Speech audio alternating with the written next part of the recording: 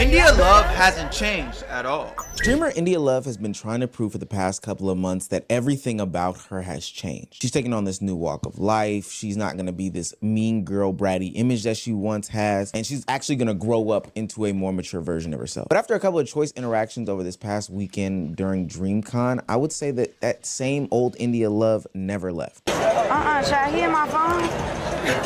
I'm already irritated.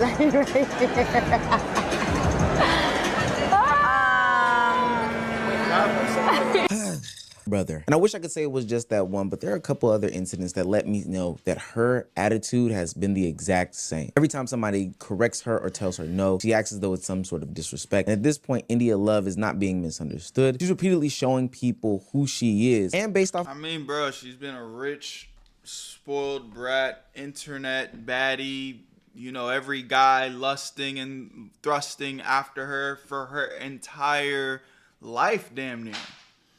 Again, I'm not saying that she can't change, but it would take a deep level of intervention within herself for her to make those type of changes.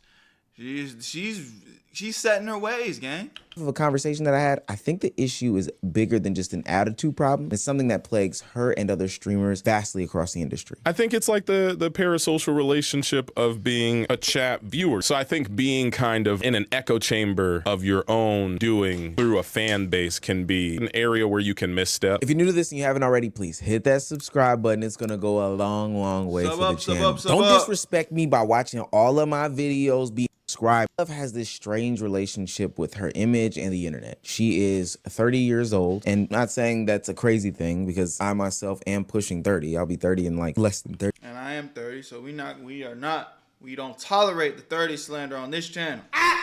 Days. But she still has this boss girl, bratty, you know, young person mentality about her. And it shows up in all these viral situations in which she is acting as though she is the star in every situation. Everybody is disrespecting her. She's always on edge, etc., etc. And the sun and the stars should revolve around her. First and foremost, I think it's very important to lay down the landscape and foundation as to who that was. That wasn't just some randeezy sitting next to India Love. And even if it was, it kind of wouldn't matter. But that is JD Witherspoon. Friend of the show, JD Witherspoon, somebody who I've known for some time now. I've had multiple conversations with, and some of you may have watched as a child on his channel, Run JD Run. And just to put a little bit of extra spice on it, he's not new to this, he's true to this. And by that, I mean being of some sort of fame or celebrity status, being around and adjacent to it. He is the son of John Witherspoon, Pops from Friday, also the father from the Wayne's Legend Brothers show. I mean, he's been around these environments for multiple times and instances, been to these celebrity games. I just needed to get that out there. I think it's also important to note that even though from the angle of this video specifically, JD does look at the phone. When I had the conversation with him just last night, he acknowledges, and in other angles that we can, you know, provide, it also is pretty clear that he does indeed look at her phone.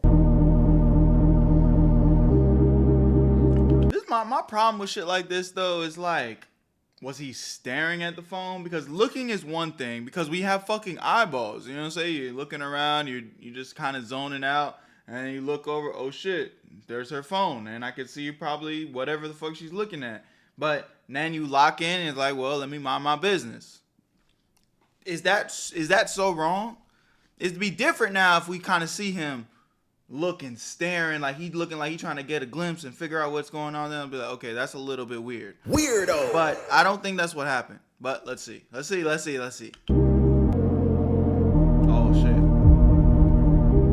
2 takes. But with that being said, I don't think that JD, and confirmed by him when I talked to him, had any sort of malicious intent when he was looking at her phone. To me, it looked like some sort of normal interaction where, you know, somebody was scanning the room. Oh snap, there's a phone there. Oh snap, he's live. Okay. And we can even back that with India Love's own words about what he said after he looked at her phone. I should have went IRL, like, nigga. a stream. Fuck. Without even me having the prior knowledge of the conversation based off of what JD said, it's a pretty safe assumption to say that, you know, maybe he thought to himself, I should stream. Hell, after all, JD is a streamer. To say that it was lame that a streamer who probably didn't realize that he could stream or wasn't streaming or whatever the case may be said to himself, hey, I could have been streaming here is lame, is a little weird. I don't think that there was any malicious intent as to him looking in your phone. The thing that was up on your phone was the chat. Chat informs you about him looking into your phone. This on guard mentality, this I'm the center of attention to delve out the name calling to JD. I just think that is strange. Mind you, she could have clearly turned to JD and asked him, or as the kids would say, checked him about looking in the phone, and I'm pretty sure it could have been cleared up and squashed in 1 second. But hey, there's a lot of confusion going on. That's a problem with some of these bougie hoes, bro. It's like they always trying to embarrass somebody. Like, it really was not that deep. It really was not that deep. On right there. And the issue isn't even really that India Love was wrong. It's just how quickly she was to get to the disrespect of it all. And I wish I could say that that was the only interaction that happened. Like, that's the first thing that comes to their mind. Let me hold this nigga and disrespect him. Reality is, he didn't deserve that. It was not that serious. Happened at the basketball game, but shortly after that situation, DreamCon security repeatedly told her and asked her, hey, can you move? Can you leave the basketball court, etc., etc. And instead of simply just moving, this person's doing their job. They're trying to, you know, situate whatever they had going on. India Love did an India Love.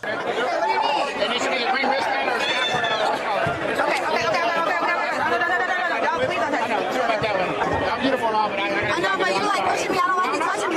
But you are. He just had to get that off. You're beautiful and all. Nigga. What? I'm right here, but you don't have to touch me. But we can literally be right here. Bro, he's literally, I hate when people act like they're being shoved. He's an officer doing his job. He's putting his arm out, kind of trying to guide you in the direction where you need to go. He's not touching you. He's not shoving you. It's like, relax. Oh, it's not that deep. It's really not that deep.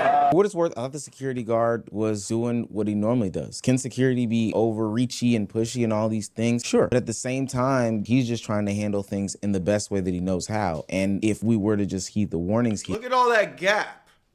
Look at all that gap. Oh, don't touch me, don't touch me, don't touch me. Bro, he's an officer. He's doing his job. And he probably doesn't know you. And this is the thing. You got to give, like, these niggas grace. They're just doing their job. Just because you're India Love and you think you're rich and famous and everybody knows who the fuck you are, he doesn't. And you ain't got no green wristband. Let me tell you this. I was at DreamCon and all different levels of celebrities were getting hoed. Everybody was trying to get into the backstage functions and be on the court. If you weren't them guys, it didn't matter. If you didn't have the certain band, you didn't have the certain pass, they didn't give a fuck. So, India Love, if you didn't have the pass, then you didn't get the pass. And you know the number one rule that Mr. Dennis be saying, right? If you didn't get invited, don't ask to go. Come on, man. It's regular stuff. God, I can't believe I'm defending somebody that's technically a law enforcement officer. Then maybe we wouldn't get to this situation. I don't think that this situation was the worst of it all with India Love, but we've got to remember she has this image about herself. People already feel like she's this quote unquote bitchy person. And when it rains, it pours for her. This is about pattern recognition after all. So when you take the JD clip, when you take the situation with the security guard, and then you take the other two interactions at DreamCon. These seats are reserved. These are seats. They put us here. All right, we're not the movie guys. That's Wale. I don't give a fuck. I'm sorry. I know I'm pausing a lot. But this is Wale.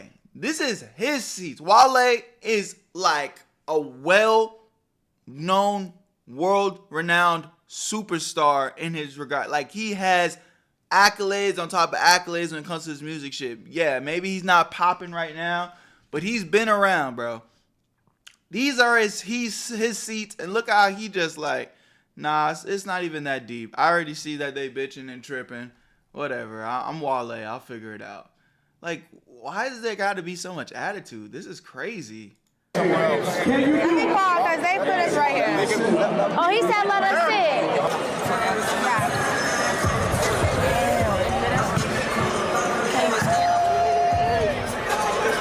Can't even stand I don't know, man. It's kind of hard to sell to an audience that you have this newfound attitude about yourself where you are trying to be this better presenting person. Again, I don't think that all of these things are the worst. There's explanations for why she did this, why she did that, why she did the third. But if I'm trying to sell a new image about myself, I certainly wouldn't be doing things like I did at DreamCon, or even worse, the most blatant example, the traffic situation. What was that? Oh, yeah. You have to wait. You have to. Okay, and this is a public situation going on. You have to wait a second, sir. We're not doing anything wrong. Please give us 1 second. We're not bothering anybody. Please. You could go around. Can he go around? No, you got all these fucking Maybachs in the goddamn way.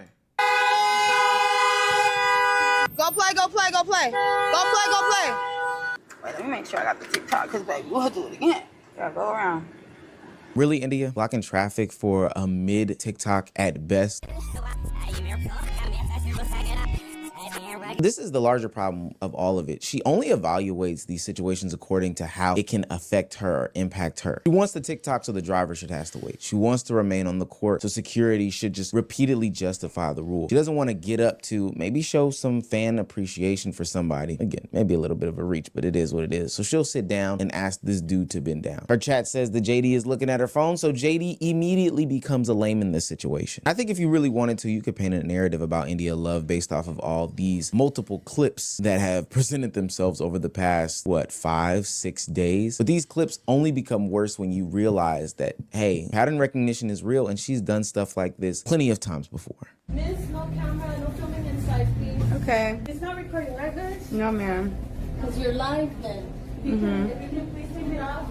Okay, I'm just waiting for her to grab her stuff.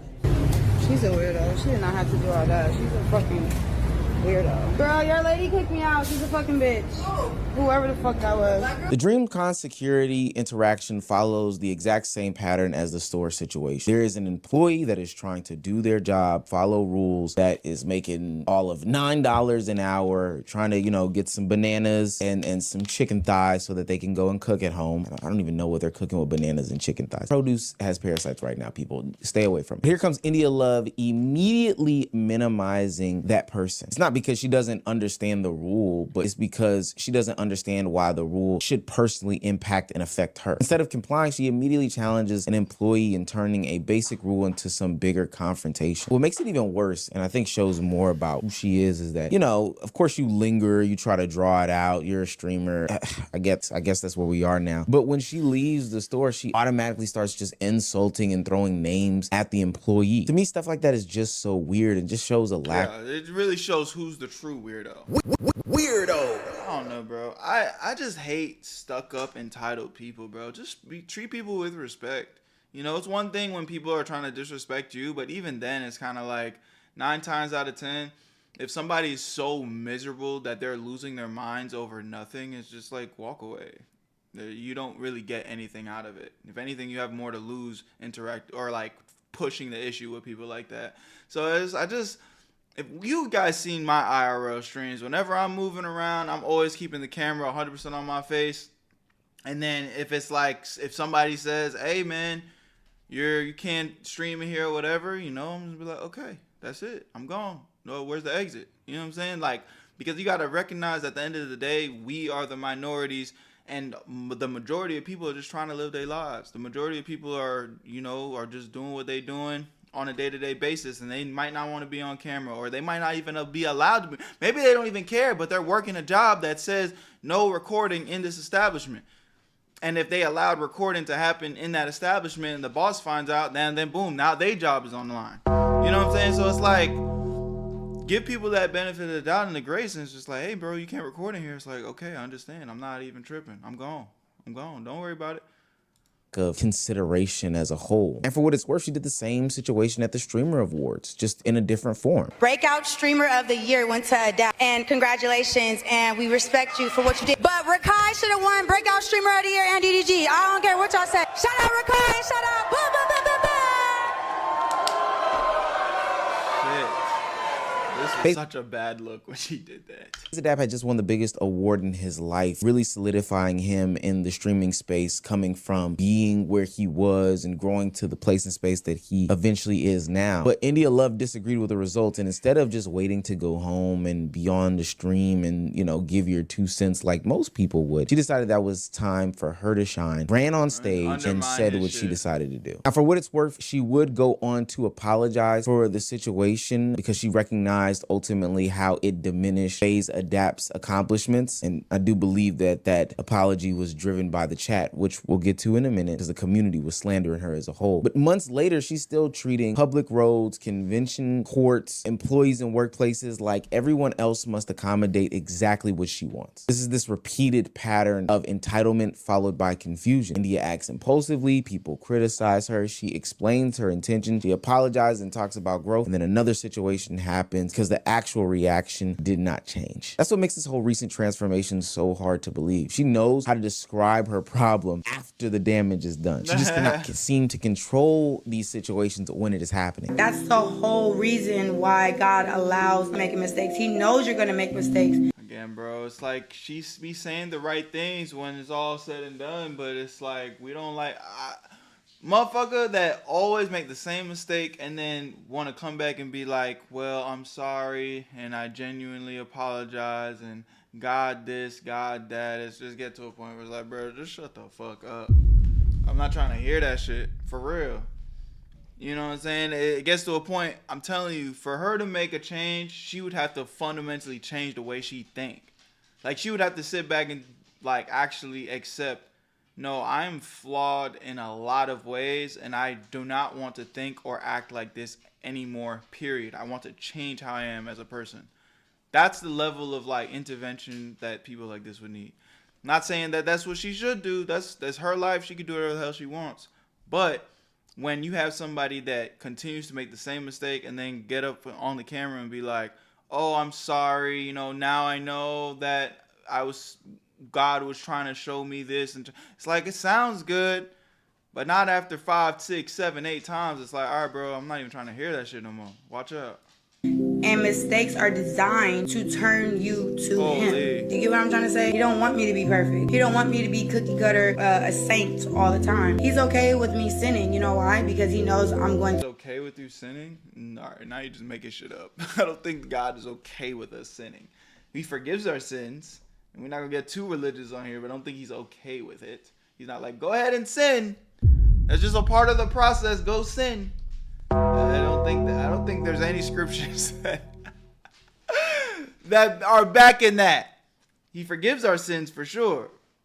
To repent. You know why? Because I get convicted when I sin. Now, I want to make it very clear before I go down this rabbit hole that I'm going down. I'm not questioning India Love's faith or religious status. This isn't me challenging her beliefs, all these different things. It's more to show something greater that I will get into, as opposed to saying she's not a Christian or a believer of God or whatever the case may be. So India Love has recently made this spiritual journey that she's going on a part of her public image. And there's no reason for me to believe that these emotions are fake. She could genuinely be trying to be more disciplined and move differently and all these things like that. But for what it's worth, India Love seems to be more successful at explaining the person that she wants to be, as opposed to becoming that person consistently and behaving like she should. To me, real growth is shown in the small and uninteresting moments. Moving the car when someone needs to pass, leaving the court when security asks, turning off the camera when an employee says that there's a policy, and for sure not cussing them out and calling them all types of names once you leave the store. Now, of course, none of these moments would create some sort of virality and people would be talking about it, but that's not necessarily what she would be searching for, because she's simply trying to demonstrate this maturity and consideration that she hasn't had before. India Love's problem is not that she's making mistakes. Everyone does, right? I make mistakes, you make mistakes, we all do. The problem is that each mistake— Is she crying here?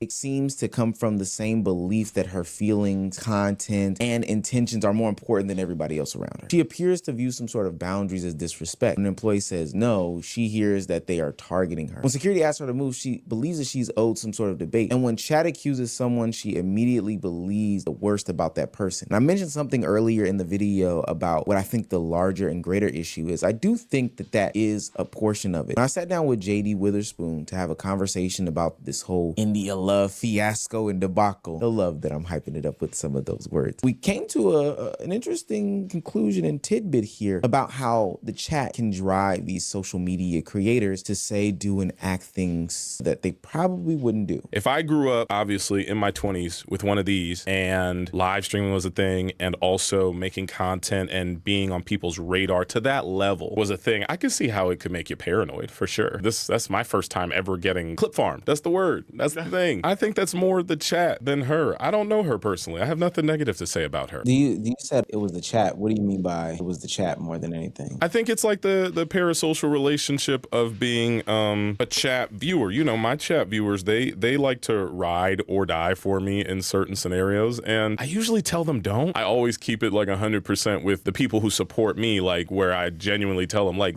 yo, real talk, you guys don't really know me as a person. You're my supporters. We're friends to a degree, but I don't need you to like fight battles for me. We don't know each other, so I'm not gonna lie to your face and say things like I love you. I can't say that. I don't know you that well to say I love you. So I think being kind of in an echo chamber of your own doing through a fan base can be not necessarily a downfall, but just an area where you can misstep. I think that's kind of like people who get a little too lost in the sauce of the internet. So while she may be trying to take on this new spiritual journey and awakening, she still has something that is controlling her, and it plagues a lot of the streaming industry. But for India Love specifically, she already has this Is that a Bible she's reading? reputation that she's fed into for quite some time now. Immediately in that interaction with JD, she turns to see what Chat is saying. Chat was giving her the validation in these moments, and she gassed up and hyped up that situation for the chat. No different than the situation in the store. If you look at the chat on screen, you can see that they are egging on the situation as well. And don't get me wrong, I'm not saying she's faultless. She does play into this bad girl identity. She could be in more control of her community or just not lay into them as well. The need for validation from the teeny boppers of the world is a very interesting place and space. But we do have to recognize Chat's involvement in how India Love is going about navigating her life, which is scary. She's 30. This is why I think it's harder for her to fully take on this new identity and new image that she's putting out there. This is why she keeps falling back into these bad behaviors, because she has James 3698 who stole mommy's card to, you know, purchase her OF back in the day, or currently, I don't know if she still got one up, telling her in the chat that JD Witherspoon of all people is being nosy and in her business. For what it's worth, India Love's biggest problem isn't JD Witherspoon or DreamCon security or store employees or impatient drivers. It's that she seems to believe that respecting another person's boundary means allowing them to disrespect or control her. That's why every normal correction becomes confrontation, and every confrontation becomes a viral clip, and every viral clip eventually becomes another speech about growth. And the whole time she's reading that little box in the corner of her streams to get validation about if she's doing the right thing or if she's doing the wrong thing. Word. I mean, look, I think she means well, so I'll leave it off with that. I don't think she's really trying to be a bad person, and I don't necessarily think we've seen anything that says that she's a bad person.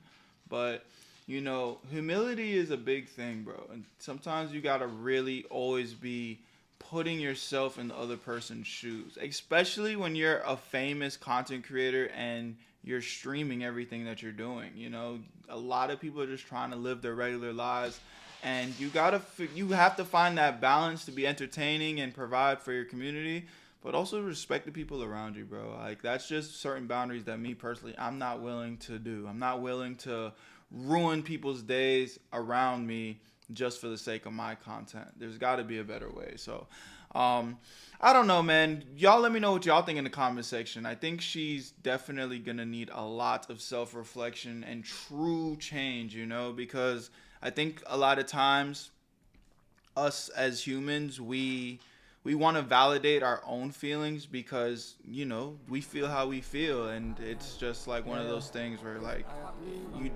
nobody should be able to tell you how to feel, but that's just because you feel a certain way doesn't necessarily mean that that's the reality that we're all living in. Where you at, Berto? I made this shit look too easy.